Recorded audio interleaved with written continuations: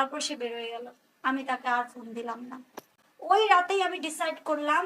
এর মধ্যে আবার আমার বাবা স্ট্রোক করে, আমার বাবার এক পাশ প্যারালাইজড হয়ে যায়, হসপিটালে আব্বু অ্যাডমিট, আব্বুর পিছনে লক্ষ লক্ষ টাকা যাচ্ছে।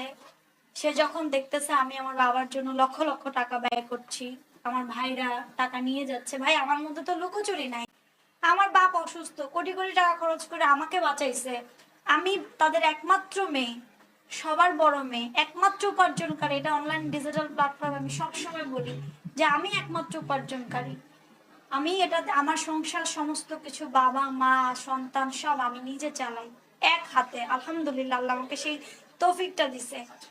আমার বাবা ব্রেন স্ট্রোক করে হসপিটালাইজড, সে এর মধ্যে ওই টেলিভিশনের ঘটনা আমাকে মারে এবং আমাকে বলে যে আমি কেন আমার বাবাকে টাকা দিই, সন্তানদের প্রায়োরিটি দিচ্ছি, সন্তানের জন্য টেলিভিশন কিনতেছি।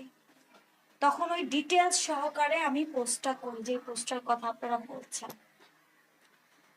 ভোর রাতে পোস্টটা করি, ফজরের নামাজ পড়ি না, আমি তাহাজ্জুদের নামাজ পড়ে কখন জানি কাঁদতে কাঁদতে ঘুমা যায়, ফজরের নামাজটা আর পড়া হয় নাই। উঠে শাওয়ার টাওয়ার করে কাঁদতে কাঁদতেই আমি জোহরের নামাজটা পড়ি।